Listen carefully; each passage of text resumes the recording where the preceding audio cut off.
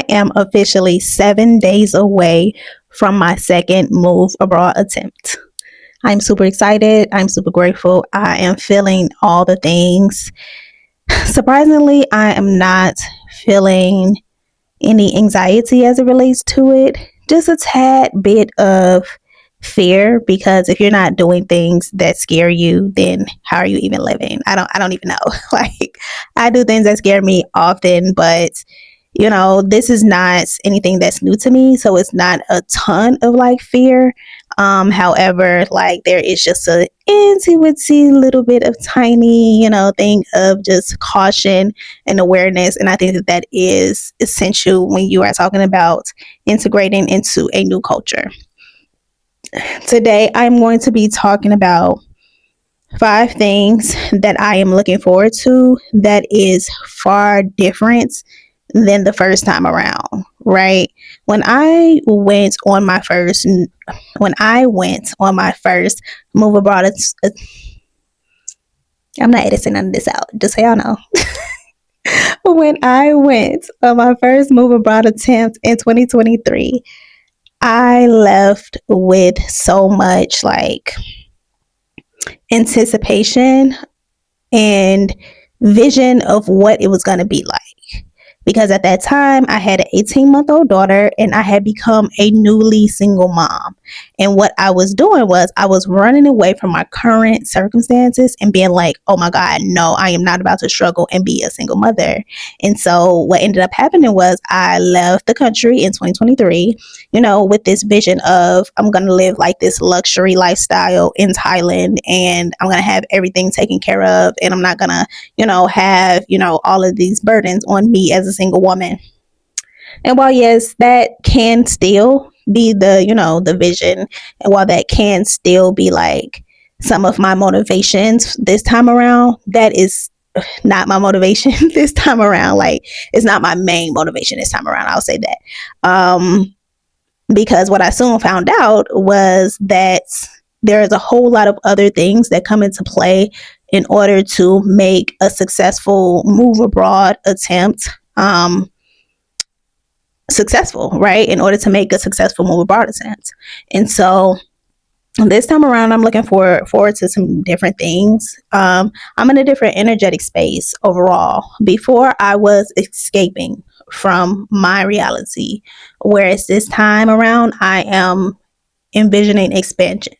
This is an expansive experience for me, and I'm not running away from, any circumstances. I understand that everywhere I go, there I am, and just having a better relationship with myself, with my daughter's father, and with my daughter has helped me, it has helped me feel more confident in this next part of my journey. And I'm super excited. But today I'm going to talk about the 5, things that I am personally looking forward to, just in this next part of my journey.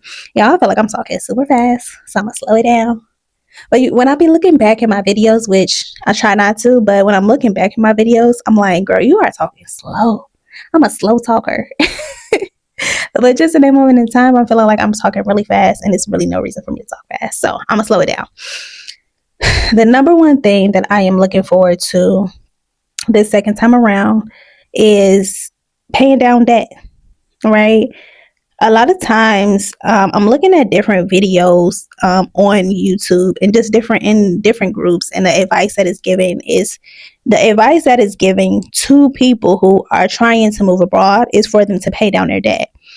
For me, and what logically makes sense in my mind, is for me to go somewhere else where the cost of living is much cheaper in order to help me pay down my debt faster. And because I am already nomadic, right? Like, I've been nomadic since 2020. I don't have any ties. Like, I don't have a car. I don't have car insurance. All of my debts are already pretty low. The only things, that I am attempting to pay down right now is like credit card bills. And so I think that, the advice to people to make sure that they pay down their debt is just kind of backwards, because it's gonna take you a whole lot longer, and more often than not, you are accumulating more debt as you continue to stay here. You are continuously putting out more and more income that could be put towards your move abroad expenses. Um, because I mean, we live in a capitalistic society. Like, I can admit for myself personally, like, Amazon is definitely one of my addictions. Like, the convenience of being able to have something delivered to my door within 2 days is absolutely like amazing to me and for me. And so, but I understand that that is one of the contributing factors to my debt, right? And so being able to be in an environment where things are not as convenient, I will soon figure out that I didn't need the things that I thought that I needed. And I know that to be true because I am a very minimalistic person. I don't have a lot of things. I don't own a lot of things. I don't try to own a lot of things. I want to live a very minimalistic lifestyle. I like being able to pick up and go when I want to pick up and go. And I don't know when and or if I will ever trade that lifestyle, even with having a daughter. Like, yeah, I live a very minimalistic life. And for her, I have always been a person that has, I have always been a person to say that we can create our fun, right? We can create our fun and we don't need a whole bunch of toys and stuff like that. And so that has helped me along the way. Okay, so that was my first one, paying down debt. My second thing that I'm looking forward to is learning new languages. Now, granted, I can definitely learn the languages while I am here in the United States. In fact, I already have quite a bit of Spanish up under my belt. I am definitely not at the conversational point, but I know quite a bit of Spanish already. But what I'm looking forward to is integrating myself into the culture and learning it a lot faster because I am amongst the people. And so something like that, like I just was not thinking about at all when it came to the experience itself, in my prior attempt to move abroad, because I was in flight mode, right? Like, I was running away from the situation, like I said. And this time around, it's like I'm literally expanding. I'm just expanding. And with that expansion comes new, things for me to learn. And I'm really looking forward to like learning new languages. I really want to learn Spanish. I really want to learn French. I really want to learn Italian. I guess I kind of want to learn Mandarin, but I don't really know. Maybe I'll learn Vietnamese because I really want to go to Vietnam. Like, I really, really, really want to go to Vietnam. But it was 5. I said Spanish, French, Portuguese, because I think that my end goal is for me to live in Portugal. And I think that, I don't know, I've never been to Portugal, but it's just been calling me. But I know that I have a lot of things to get in order because they don't play over there. They're not playing, right? Like, you gotta have your ducks in a row if you think you're gonna come over to Europe. And so, yeah, I'm working on, getting to that point. I'm not in a rush, but I do think that Portugal will end up being one of the spots where I stay for a long time. But yeah, we'll see. I want to learn 5 languages though. The third thing that I'm looking forward to is exposing my daughter to new experiences and then sharing them with her. As I said before, when we left, she was 18 months old, and I was so I guess burned out that I wasn't even trying to immerse her into anything. And I don't know if it was because she was so young or what, but I know the first thing that I did was make sure I put her in daycare. And when I put her in daycare, I wasn't doing anything with my time outside of that besides sleeping and resting because I was still in postpartum stages. Like, I was still battling like the postpartum energy and the postpartum depression. And so I literally feel like I went to silent just to rest. That's how I felt. It was not a very immersive experience for her. Like, I didn't want to do anything.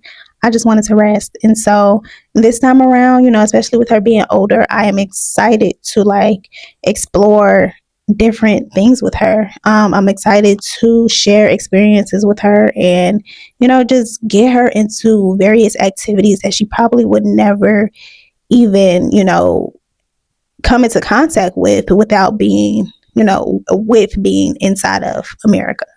And so that's the third thing that I'm looking forward to. Excuse me. The fourth thing that I'm looking forward to is peace. Peace. A peace of mind. And I'm just going to slow it down again a bit when I'm talking about this because I've done a lot of work on myself in order to decondition myself from the idea that I have to work. I've done a lot of deconditioning for myself to understand that I am in control of my time. And it has taken a lot of reminders. And I mean, it has taken a long time. It feels like it has anyway. I met a friend, and he told me, he was like, you get to do what you want to do every single day. He was like, like if you were Marquita, you don't know what day, like you don't know what day it is. That's a very Marquita thing, and I think that spoke volumes to like the life that I live, not to say that I'm just, not to say I'm just frolicking every day, because that's not the case. But I would say that more times than not, I don't really even know what date it is, because I just live my day to day life how I want to live my day to day life.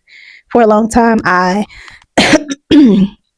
used to feel like I had to wait to plan my life for the weekend. Like I had to wait to plan my life for the weekend. And then one day I realized, I was like, yo, like I can do what I want to do even during the week. If it's open, I can do it during the week. I don't have to wait till the weekend to live my life, because that's not the life that I live. And so I've done a lot of deconditioning. I even at one point felt very guilty about this, because I was like, I kind of feel bad that I get to have freedom of my time and most of the world does not have freedom of their time. And I felt it got to me really bad when I was in Raleigh, North Carolina. And the reason why is because I was coming from California at that time, but even before that, I was coming from Atlanta at that time. Like people be out and about all throughout the day, right? Like even when, I guess because it's a lot of colleges here too, but even during the day, during the week, like people are out and about and I mean enjoying their lives. It don't matter where you at in the city, like it's alive. And so when I went to North Carolina, Raleigh, North Carolina, I was like, yo, like where the people at? Why ain't no people on this trail? And it would be like Monday morning at like 11 a.m. or something like that. I'm like, dang, it's empty out here. That should feel nice, but it doesn't feel nice because, yeah, like where the people? But then I started to feel bad. I started to feel bad and kind of guilty that I didn't live like this very typical, 9 to 5, like very rigid life. And I had to get over that. And so what I am looking forward to and, just integrating in other cultures is learning, what peace looks like to them. I have not ever been to Europe, but I heard that, some places in Europe, like they close down at certain periods a day, like because they have to rest. And I even know that in some Asian cultures, that is also a thing of like rest. Like I'm not about to work all day, all night. Like I'm going to take a break. And so I think that for me, I can appreciate, being in that kind of culture because I do value my peace. But another thing that comes with that, of course, would be lower cost of living or a more affordable cost of living. That lowers my peace because now I don't have to worry about, booking this clients or booking that many clients. Like I don't have to worry about the pressure of what it feels like to, perform, like overperform, because I'm not going to be stressing out about, a ton of bills. Yeah. And alongside that, my fifth and final reason, is safety. That goes along with the peace portion as well. I have not been feeling safe here. And I don't really know what changed.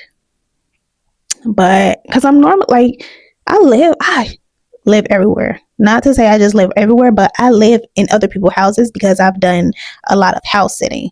I have stayed in probably over 100 different houses over the course of my house sitting career. And I mean, I go, and I just, so for me, and I say that because for me to feel like this feeling of not being safe in my community is weird. It's different because I'm definitely a very, I just feel like call it what you want, but I really do feel like God be covering me like everywhere I go. I feel like I'm covered. But I have been feeling unsafe. And just in my home, like I've been feeling unsafe in my home, like somebody's going to break in or, something like that. One day I went for a walk and I was walking and a guy walked past the guy. He was like, looking good. And I was like, thanks. And I kept walking. And then I turned around. He was walking behind me. And I was like, okay. And I turned around and he was walking behind me, but I turned around to go back towards the other way on the path. And I walked past him and then I was like, that's weird. So I kept looking back and he was behind me again. So I took out my little pocket knife because I got me a pocket knife and I just had it, with me and had it close by me, which that has never been a thing. I'm talking about I have hiked plenty of hikes by myself. I've walked plenty of trails by myself and I've never felt unsafe. But I just had it out. I had it out and I had it ready and I was like, I don't want this anymore. I want to feel safe, wherever I go. I want to feel safe in my being, in my essence as a woman, as a Black woman too. Like, I don't want me being a Black woman to be a threat to anybody that I come into contact with. And I say that, as a safety thing as well, because my last experience with the last job that, they fired me, I was definitely a threat in that environment. My energy and my aura, my essence of being a Black woman, an educated, smart Black woman who's not going to let anybody walk over them, was a threat in that environment. And so for me, overall, just, safety and peace of mind go hand in hand. And I'm really just looking forward to being in community and in cultures where I am at peace, where peace is a part of the culture and where safety is a part of the culture. I think that I deserve that. I think that my daughter deserves that. And I think that, I'm going to say all, I think that all Black women deserve that. And yeah, those are my 5, things that I'm looking forward to. Very, very different from the first time around. Very different. All I could think about the first time was I need to give me a nanny. That was my thing. That's still my thing. I'm like, I need to get me a live-in nanny or a nanny or something like that. And I knew that I couldn't afford that, in America. That's still very much a goal, right? But I'm co-parenting. So with me co-parenting, there are going to be periods where I don't have my daughter and periods where I do have my daughter. And so that's a far better circumstance than just doing it on my own, if that makes sense. And so I expect that things will, just in hindsight be a little bit better because of that. But yeah, I am on a 365-day long form content challenge. I am not editing any of my videos. So if you hear me stumbling all across the words, baby, this is me in pure form. This is me unedited. This is me in real time talking to the people. Because listen, if I ever get on live, this is what y'all gonna get. Y'all gonna get this part of me. Like, this is how I, talk and communicate. And so, yeah, I'm super grateful, you guys. Yeah, so 7 more days until I'm out of here.